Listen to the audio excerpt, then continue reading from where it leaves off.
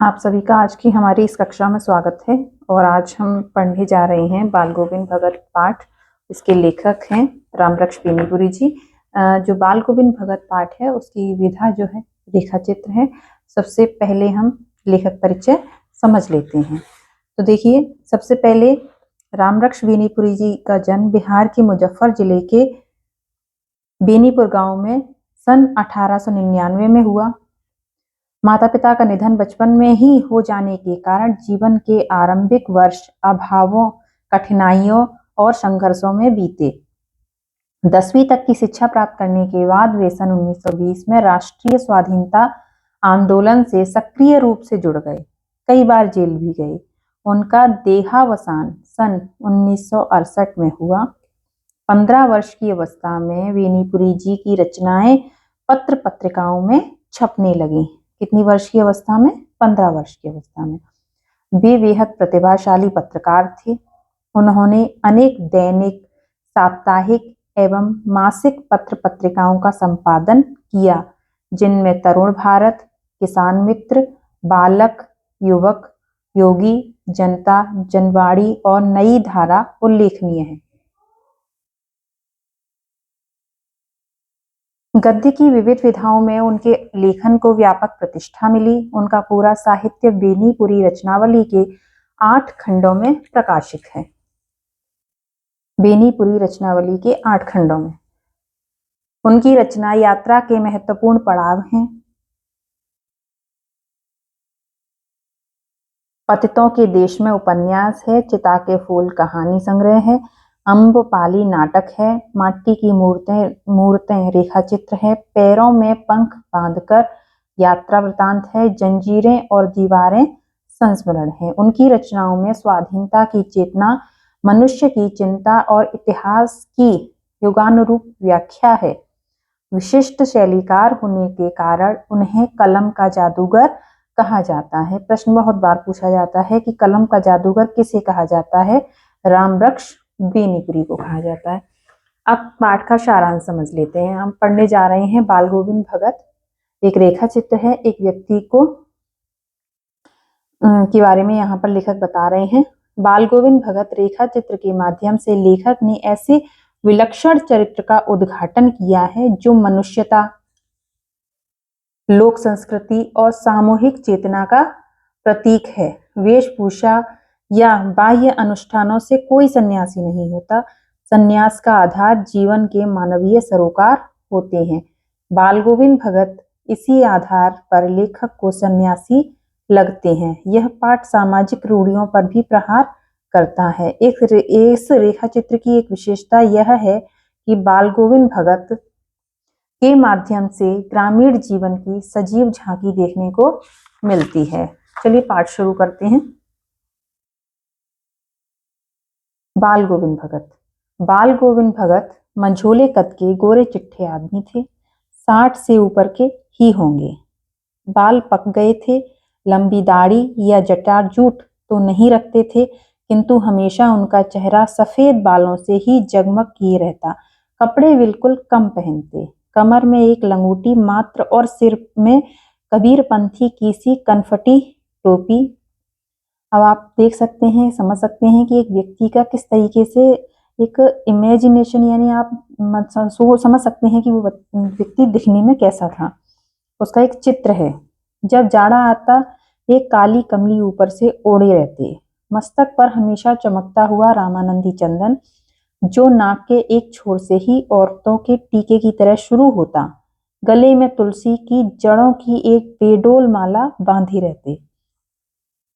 ऊपर की यह तस्वीर से यह नहीं मान जाएं कि बाल गोविंद भगत साधु थे। नहीं, बिल्कुल गृहस्थ। उनकी गृहस्थी की तो मुझे याद नहीं। उनके बेटे और पतोहू को तो मैंने देखा था, यानी बेटे की बहू को मैंने देखा था। थोड़ी खेतीबाड़ी भी थी। एक अच्छा साफ सुथरा मकान भी था, किंतु खेतीबाड़ी करते, परिवार रखते भी बाल गोविंद भगत साधु थे। साधु की सब परिभाषाओं में खरे उतरने वाले। कबीर को साहब मानते थे। उन्हीं के गीतों को गाते, उन्हीं के आदर्शों पर चलते। आदेशों पर चलते, कभी झूठ नहीं बोलते, खराब व्यवहार रखते, किसी से भी दो टूक बात करने में संकोच नहीं करते, ना किसी से खामखा झगड़ा मोल लेते, किसी की चीज नहीं छूते, ना बिना पूछे व्यवहार में लाते। इस नियम को कभी कभी इतनी बारीकी तक ले जाते कि गृहस्थ कि लोगों को कौतूहल होता। कभी कभी वह दूसरे के खेत में शौच के लिए भी नहीं बैठते। वह गृहस्थ थे, लेकिन उनकी सब चीजें साहब की थी।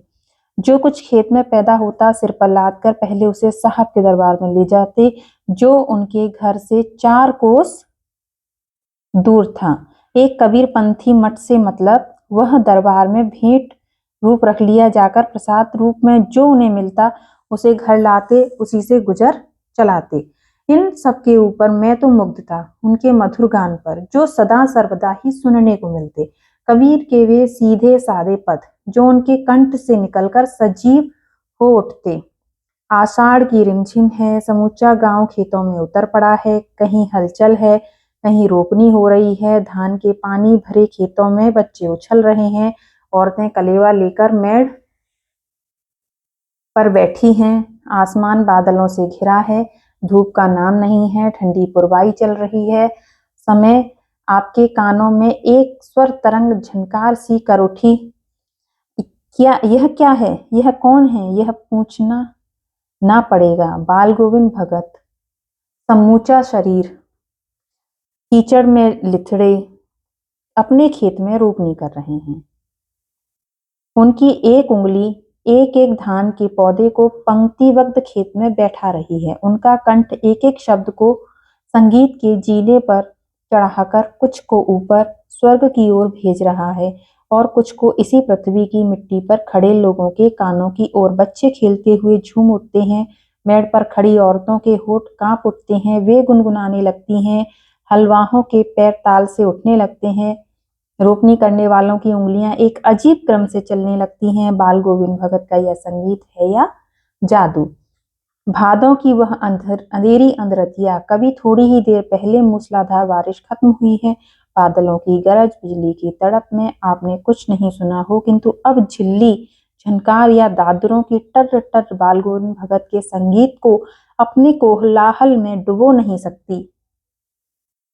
उनकी खंजड़ी डिमक डिमक बज रही है और वे गा रहे हैं, गोदी में पियवा चमक उठे सखिया, चिहू उठे ना। हाँ, पिया तो गोद में ही है, किंतु वह समझती है वह अकेली है। चमक उठती है, चिहूक उठती है। उसी भरे बादलों वाले भादों की आधी रात में उसका यह गाना अंधेरे में अकस्मात कौंध उठने वाली बिजली की तरह किसे न चौंका देता।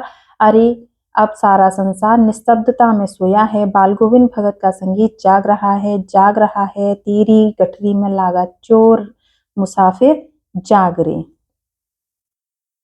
कार्तिक आया नहीं कि बाल गोविंद भगत की प्रभातियां शुरू हुई, जो फागुन तक चला करती थी। कार्तिक से लेकर फागुन तक चला करती थी। उठते न जाने किस वक्त जगकर वह नदी स्नान को जाते, गांव से 2 मील दूर, वहां से नहा धोकर लौटते और गांव के बाहरी पोखर के ऊंचे बिंडे पर अपनी खंजड़ी ले जाकर बैठते और अपने गाने टेरने लगते। मैं शुरू से ही देर तक सोने वाला हूँ, किंतु एक दिन माँ की उस दांत किटकिटाने वाली भोर में भी उनका संगीत मुझे पोखर पर ले गया। अभी आसमान के तारों के दीपक बुझे नहीं थे। हाँ, पूरब में लोही लग गई थी, जिसकी लालिमा को शुक्र तारा और बढ़ा रहा था। खेत, बगीचा, घर, सब पर कुहासा छा रहा था। सारा वातावरण अजीब रहस्य से आवृत मालूम होता पड़ता है था। उस रहस्यमय वातावरण में एक कुश की चटाई पर पूरा मुंह काली कमली ओढ़े बाल गोविंद भगत अपनी खंजड़ी लिए बैठे थे। उनके मुंह से शब्दों का तांता लगा था, उनकी उंगलियां खंजड़ी पर लगातार चल रही थी। गाते गाते इतने मस्त हो जाते, इतने शुरू में आते, उत्तेजित होते, मालूम होता अब खड़े हो जाएंगे। कमली तो बार बार सिर से नीचे सरक जाती। मैं जाड़े से कंपकपा रहा था, किंतु तारे की छांव में भी उनके मस्तक के श्रम बिंदु जब तक चमक ही पड़ते। गर्मियों में उनकी सांझ कितनी उमस भरी शाम को न शीतल करती। अपने घर के आंगन में आसन जमा बैठते। गांव के उनके कुछ प्रेमी भी जुट जाते। खंजड़ियां करतालों की भरमार हो जाती। एक पद बाल गोविंद भगत कहते, उनकी प्रेम मंडली उसे तिहराती, धीरे धीरे स्वर ऊंचा होने लगता, एक निश्चित ताल, एक निश्चित गति, उस ताल स्वर के चढ़ाव के साथ श्रोताओं के मन भी ऊपर उठने लगते। धीरे धीरे मन तन पर हावी हो जाता। होते होते एक क्षण ऐसा आता कि बीच में खंजड़ी लिए बाल गोविंद भगत नाच रहे हैं और उनके साथ ही उनके सबके तन और मन नृत्यशील हो उठे हैं। सारा आंगन नृत्य और संगीत से ओतप्रोत है। बाल गोविंद भगत की संगीत साधना का चरम उत्कर्ष उस दिन देखा गया जिस दिन उनका बेटा मर गया। इकलौता बेटा था वह, कुछ सुस्त और बोदा सा था, किंतु इसी कारण बाल गोविंद भगत उसे और भी मानते। उसकी समझ में ऐसे आदमियों पर ही ज्यादा नजर रखनी चाहिए या प्यार करना चाहिए, क्योंकि ये निगरानी और मोहब्बत के ज्यादा हकदार होते हैं। बड़ी साध से उसकी शादी कराई थी। पतोहू बड़ी ही सुभग और सुशील मिली थी। घर की पूरी प्रबंधिका बनकर भगत को बहुत कुछ दुनियादारी से निवृत्त कर दिया था उसने। उसका बेटा बीमार है, इसकी खबर रखने की लोगों को कहाँ फुर्सत, किंतु मौत तो अपनी ओर सबका ध्यान खींचकर ही रहती है। हमने सुना बाल गोविंद भगत का बेटा मर गया। कौतूहल वश उनके घर गया, देखकर दंग रह गया। बेटे को आंगन में एक चटाई पर लिटाकर वो एक सफेद कपड़े से ढक रखा है। वह कुछ फूल तो हमेशा ही रोपते रहते, उन फूलों में से कुछ तोड़कर उस पर बिखरा दिए हैं, फूल और तुलसी दल भी। सिरहाने एक चिराग जला रखा है और उसके सामने जमीन पर ही आसन जमाए गीत गाए चले जा रहे हैं। वही पुराना स्वर, वही पुरानी तल्लीनता। घर में पतोहू रो रही है, जिसे गांव की स्त्रियां चुप कराने की कोशिश कर रही हैं, किंतु बाल गोविंद भगत गाए जा रहे हैं। हाँ, गाते गाते कभी पतोहू के नजदीक भी जाते और उसे रोने के बदले उत्सव मनाने को कहते। आत्मा परमात्मा के पास चली गई, विरहिणी अपने प्रेमी से जा मिली, भला इससे बढ़कर आनंद की कौन बात। मैं कभी कभी सोचता यह पागल तो नहीं हो गए, किंतु नहीं, वह जो कुछ कह रहे थे उसमें उनका विश्वास बोल रहा था। वह चरम विश्वास जो हमेशा ही मृत्यु पर विजयी होता आया है। बेटे के क्रियाकर्म में तुल नहीं किया, पतोहू से ही आग दिलाई उसकी, किंतु ज्यों ही श्राद्ध की अवधि पूरी हो गई, पतोहू के भाई को बुलाकर उसके साथ कर दिया यह आदेश देते हुए कि इसकी दूसरी शादी कर देना। इधर पतोहू रो रो कर कहती, मैं चली जाऊंगी तो बुढ़ापे में कौन आपके लिए भोजन बनाएगा, बीमार पड़े तो कौन एक चुल्लू पानी भी देगा। मैं पैर पड़ती हूँ, मुझे अपने चरणों से अलग नहीं कीजिए। लेकिन भगत का निर्णय अटल था। तू जा, नहीं तो मैं ही इस घर को छोड़कर चल दूंगा। यह थी उनकी आखिरी दलील, और इस दलील के आगे बेचारी की क्या चलती।